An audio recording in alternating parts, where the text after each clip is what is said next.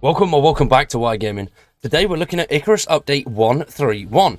Now, I'm sorry this is a day late. I have been on holiday, got back yesterday as the update dropped. Didn't have time to do it last night. So, hopefully, a little bit late, but still enjoyable. This update is looking like a good one. It has got auto turrets being added and a whole host of other fixes. Next week, we're going to be getting the CHAC pistol.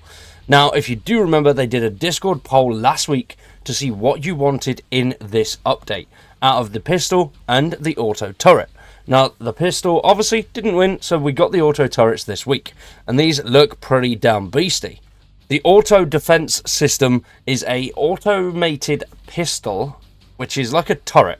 So I don't think we're going to have any sort of rapid fire or any machine pistol capabilities. It's just going to be bop, bop, bop, bop. And the turret packs a wallop with a 400 round chamber, 120 degrees of horizontal rotation, and a max 50 meter range. The defense turret is a powerful new turret system which you can deploy to defend your base. It supports 50 meters, which is quite a lot in Icarus. If you're stood in your main base, you want this at the gates just to defend against any wolves or any other animals that might be coming after you. Or if you've built on some of the higher missions, some of the polar bears and stuff like that, a few of these bad boys should finish that situation off. 50 meters doesn't sound like it's too much, but that's more than enough for these guys to rip any animal to shreds, especially if you've got a couple of them. Now, you can actually create them, and it is a large cost at that. And if this update does look good to you, subscribe to the channel, drop a like on the video, and stick around because we will be covering Icarus when they drop an update every single Friday, unless, like this week, I've been away. Now, this turret is awesome. I think I may have preferred the pistol first, but I'm not 100% sure yet. I feel like the pistol would have been easier because you can get it from the orbital workshop. But this one, it's going to cost a lot to create, but it's going to be worth it. As mentioned, it has a 50 meter range, 5 rotational degrees per second, a 2-second cooldown between shots, and 45 degrees of vertical rotation, and 120 degrees of horizontal rotation. Consumes 3,000 power whilst in action and 1,500 whilst idle, so you're gonna need a hell of a lot of power to keep this thing up and running for a substantial amount of time. And of course, a hell of a lot of ammunition as well. It's also going to cost a hell of a lot to build. It's going to need 8 titanium plates, 12 electronics, 12 composites, 12 aluminium plates, 1 pistol, 20 steel screws, and 12 copper wire.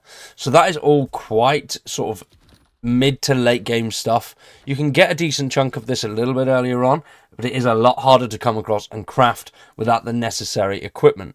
So depending on what type of missions you're running, or if you are building this as an outpost, you'll probably have already all of those things set up and ready to go. Now, the system is a pistol all-rounder defense system, and it will continue to fire a steady stream of rounds at that 2 shots every 4 seconds, or a 2-second cooldown between shots. So yeah, if you've got a couple of these guys, you're going to be popping off a hell of a lot of noise and a hell of a lot of ammunition. Now, you don't need to be up close to this thing to figure out what it's doing. It's got a lighting system on it, which allows you to notice what's going on without going in and checking the inventory every few minutes. There's a light on the bottom of the turret, which is going to indicate its ammo and targeting and status.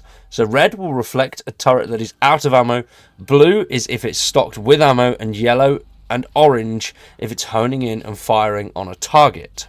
Additionally, there are lights on the side of the turret to give you a visual cue of the ammo supply. High ammo counts shine a bright, vibrant green, reducing in brightness as the turret burns through the ammunition, transitioning to orange and then red as it gets critically low. Once it gets fully bright red, that means you are out of its ammunition and you're going to need to resupply it. And then we spoke about hitching before, which is an issue that crops up with you mining a lot of the game and something to do with the memory of you mining different things and items. And they've got a new optimization setting that is really going to help you fix that. So if you're hosting a local player, you go into settings, gameplay options, and large stones respawn. And then for dedicated servers, you're going to need to use this here. So how mineable rock voxels in Icarus work is a stone that has not been mined as a single mesh, whilst partially mined stones composed of multiple meshes The larger the stone, the more mesh is required. Large stone voxels tend to be placed in a world with roughly 30% of the stone's entire volume underground, so they do blend naturally with the landscape. This does mean, however, that multiple meshes are left behind with all the visible stone that has been mined, leaving a substantial amount of these meshes open across the world aspects, which have been active for some time. Now, these meshes has to be communicated to the server, from the server to the client, and then streamed in for each player as they move around the world and new landscape tiles are loaded in. Each one of these is another multiplier strain on the CPU and GPU created by the ever-expanding number of unmined meshes. So, the changes this week are focused on limiting this impact by giving players more control over how stone voxels are loaded into their prospects. The new setting that has been added will reload all stone voxels as unmined single mesh state on persistent prospects during a load. This has the restriction of automating the reload state if there are no buildings or deployables in the immediate area, and the setting will also be enabled by default, which is pretty cool, and it will help flush out some of those issues that people can be having late stages in the game. I understand the frustration because I've had the same issues building big outposts, spending a lot of time on that particular area, and then things just take a lot longer to load in, things are a little bit choppy. And it gets quite annoying, especially after a world that you've spent so many hours in creating something beautiful. And then, as mentioned at the start of the video, next week is the CHAC pistol. That is the runner-up in the Discord poll. Now, this is quite a cool pistol. And the pistol is able to purchase from the Orbital Workshop.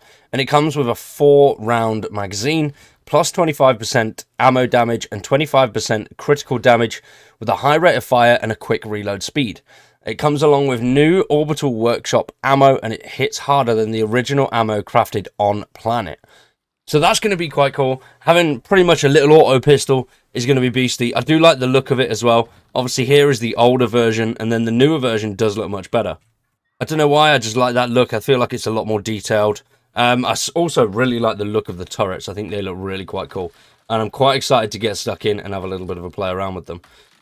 As mentioned in the previous devlog video, all my save files have gone tits up, so I hadn't got any of my original bases, so I'm building everything back up so I can create the content that focuses more on the update items and have basically a larger general store of items behind me, but so I can show everything off as and when it releases, rather than having to spend 7, 8, 9, 10 hours trying to build up to it just to get the few second clip. Because at the moment, I haven't been able to do it. I'm trying to get enough equipment. I should have enough for the pistol in next week's update, but we'll have to wait and see. For now though, we are going to wrap that one up there. Hopefully you have enjoyed. If you have, you know what to do. Drop a like on the video and stick around for much more Icarus and other survival related content. I'd highly recommend checking out the second channel as well. That is in the link tree down in the description below. We do videos there every single Friday, but this week there'll be one on Sunday, because hopefully we'll hear something about Starfield from the Xbox showcase on the 9th of June. But now, I've been Wyatt, you've been awesome, thanks for watching, and we'll see you in the next one.